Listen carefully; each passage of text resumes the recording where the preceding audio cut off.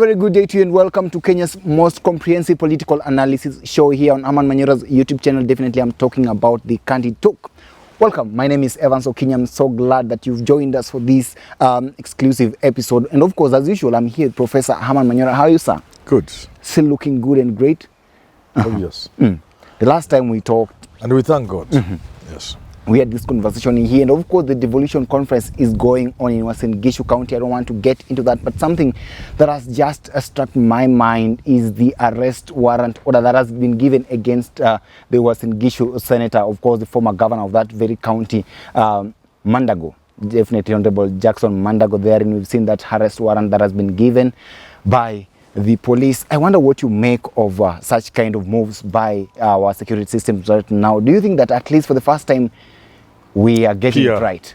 Or is it just more of PR? PR, and they also want this. They know the people in Eldoret would want to disrupt the conference.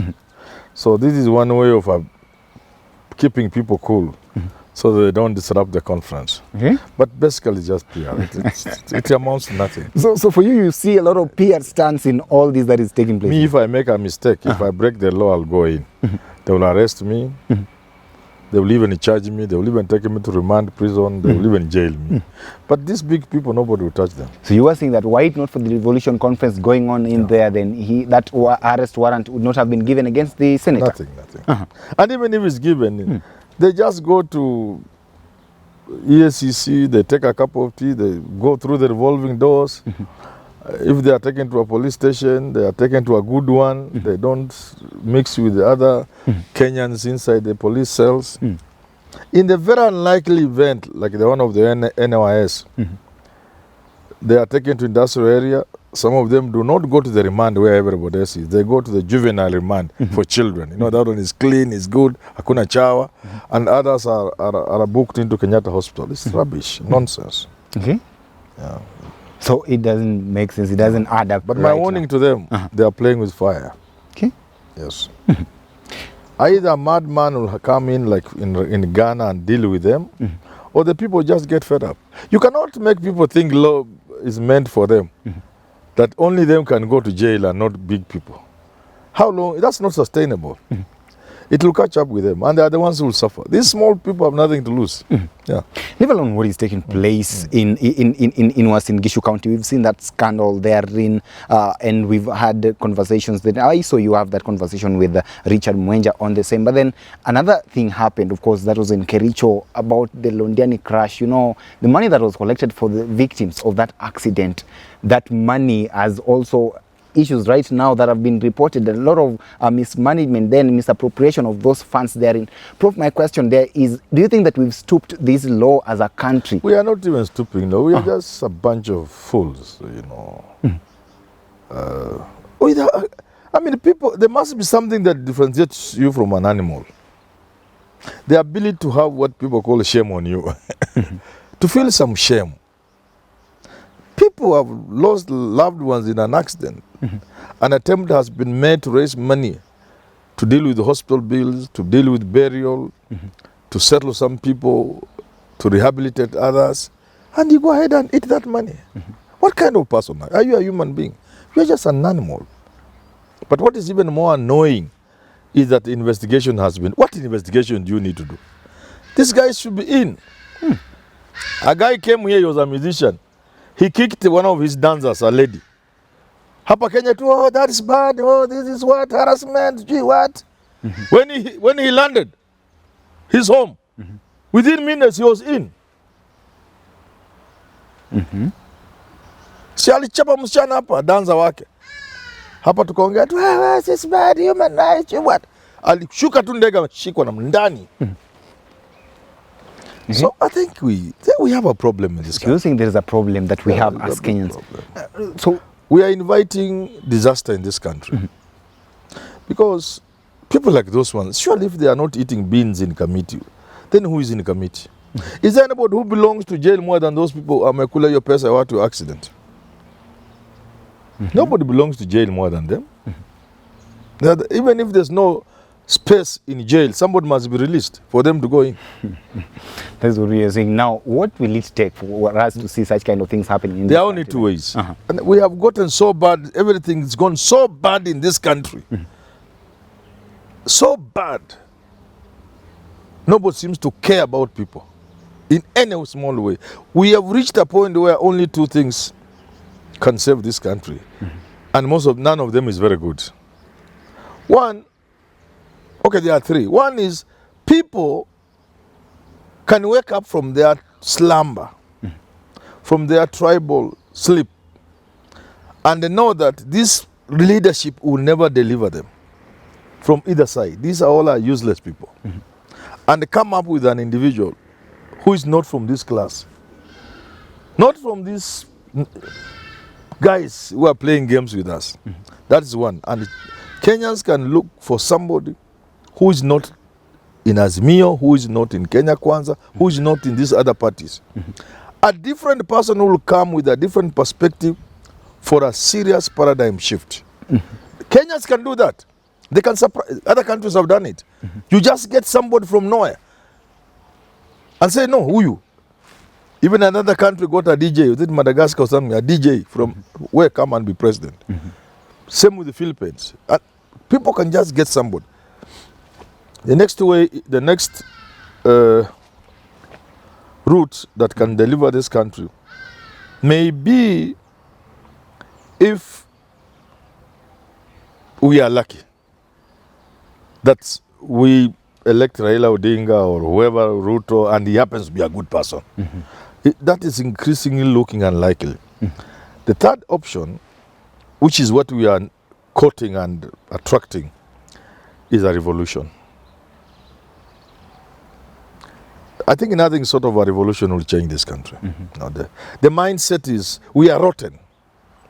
We are basically rotten. If people can collect funds to assist people who are in hospital after such a bad road accident, help in the burial arrangements for those who have died, find a way of settling those who have been distorted completely, and then you go ahead and put your hand there. And the systems we have put in place, the institutions we have given ourselves, DCI, National Police Service, the judiciary, yes, all those systems, all those institutions cannot do something to show the people of Kenya we have some protection. There's somebody who cares for us. We are courting disaster. Disaster. Serious disaster. Doctors are dying because they don't have equipment during COVID. And guys are going to eat money through KEMSA. And they are roaming the streets now. They have bought holiday homes in Mombasa, Malindi with that money, and they are still clapping, going to club and drinking. We can't manage. This will invite a revolution, a bad revolution. Yes. Okay. Now that amidst all this discussion involving the kind of scandal that we've witnessed in Uasin Gishu County, definitely that is the president's backyard. We had this conversation, and a number of people are saying that it's not right, and I saw you join in that conversation, that it's not right for governors to actually vie and be elected as senators. Do you still buy that kind of idea that it's wrong for us to elect governors as senators? I do not believe in banning. Banning is an admission of failure. It's like the bumps on the road. You see these bumps on the road? It's an admission that we are unable to have discipline on our roads. We can't put rules, highway code, a road user system code. We can't enforce the laws. So we are admitting we have failed. So we put bumps everywhere, causing even more accidents, destroying vehicles, slowing somebody's journey. You are supposed to take 6 hours. It takes you 10 hours. In the process, you are tired and you cause an accident. So anything you put a bump somewhere, you ban certain people from doing certain, you are admitting failure. So I don't think it's a good way. Let anybody run for any office they want. But what we need to do, yes. Why do you want to ban a former governor from being a senator? Just jail him because he has stolen. Okay. Yeah. Why can't a governor? Nigeria did it. And that's why some of their governors are very serious with what they are doing. The first governors were jailed. Me, I was hoping The first devolution governors, 2013, 2017, I was looking like 10 of them being in jail by now. 10 at least. If not all. Kama ni kidogo sana 5. Hakuna mtu mwingine ataiba. But now nobody has been touched. And we know how much they have stolen. Now they are parading the wealth in Eldoret. Look at the vehicles they are driving in Eldoret. Look at the hotels they are staying in. Just go to Eldoret, you think there are 100 presidents in Eldoret. Kumbe they are just small people called governors.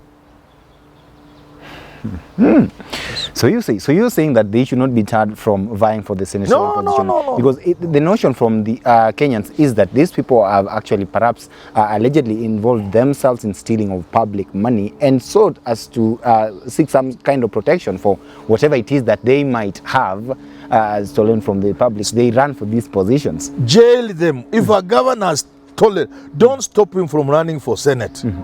Jail him. Period. Remove all the bumps from the road. Put a very clear highway code, road usage, laws. Give serious civic education. Put matatu drivers somewhere in their stages. Wale wangong, talk to them. Show them the meaning of speed limits. Why we are saying in a shopping center next to a school you can't go flying past. Utaua watoto ya watu. Let them know the dangers. Let them see. Using all means of teaching and civic education. Once they know that, enforce the code. Weka watu jail. Toa your number plate. Kaa naye 1 month. Yo gari kaya, kuna kazi inafanya. You don't need bumps. Okay. So you don't need to stop a governor who has stolen. Because they will use that money to become a senator. No, you jail them. Okay, now, Prof, all this is happening, of course, at the political bedrock of the president of the country. And a number of people are seeing this as some sort of political shame coming from all the way, Londianis in Kericho, and of course, what has been taking place in Uasin Gishu. Now, people are asking, why is the president silent? Why can't he come out and put his house in order? Do you think that perhaps the president is justified in being silent about... A president is a human being, first and foremost. And there's a way each of us does our things. Kibaki had his style. Moi had his style. Uhuru came with his style. Ruto has his style. Ask me, Manyora, if it was you who is the president and this was happening in Vihiga, what would you do? Definitely. What would you do? Ask me that. Those parents will get their money within 6 hours. And somebody will be in jail. People will be in jail. That governor will not be a governor now. He will be in jail. The senator will be in jail. And they shall find a way of helping the parents. So somehow, government will step in. If these people have money, their property will be attached. If it's not enough, we shall find a way of sorting out the parents. The ones in But if it is in Vihiga and I'm the president of the Republic of Kenya, Mandago, Kotimoja, they will now be eating maharage in Kamiti. You cannot bring shame on my doorstep. What are those who embezzle the funds for the burial of victims of... The same. Londiani is like now me as the president of Kenya. Mandago is in Vihiga. Lukotimoja is in Vihiga and Manyora is the president. Londiani is now like Kakamega, a neighboring county of my Luya tribe. All of them will be eating beans by now. What? Well, sai, kila mtu anakula maharage. There are no two ways about it. Do you think that is what this country requires? If we want to save ourselves from disaster, if we want to forestall a revolution, because revolutions are always violent, a revolution may bring change, desired change, serious development. But sometimes it does that most times it does at a great cost, great pain, like the Russian Revolution. Stalin will have to kill a lot of people. Is that what we want? Or you destroy institutions and the country and you take 30, 40, 50 years to rebuild. Is that what we want? So we can avoid a revolution by Kenyans seeing where they are headed, where the current crop of leaders are taking them, and pick an individual and land him in State House. 2 months. And I'm not saying it's Manyora. There are people like me. 2-3 months, you cannot know you live in this country. There are countries whereby just thinking of corruption or doing some of the things that we're witnessing taking place in our country here who are not even allowed, just thinking about that alone, you'd be like signing your death sentence there.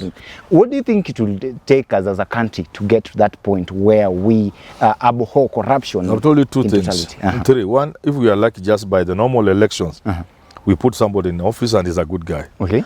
Two, Kenyans themselves can dismiss all these usual leaders, the usual suspects, whether they are in Azimio, whatever, Kenya Kwanza, all these people we know, we are used to. Toa Kando, bring an individual. Okay. A tough man, no nonsense.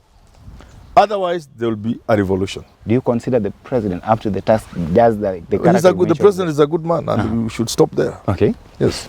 Well, ladies and gentlemen, allow me to stop this conversation at this particular moment, but we are still waiting to see what it is that will take place with regards to what is taking place in Uasin Gishu County. You know, of course, that arrest warrant has already been issued. We're waiting to see whether he'll be arrested.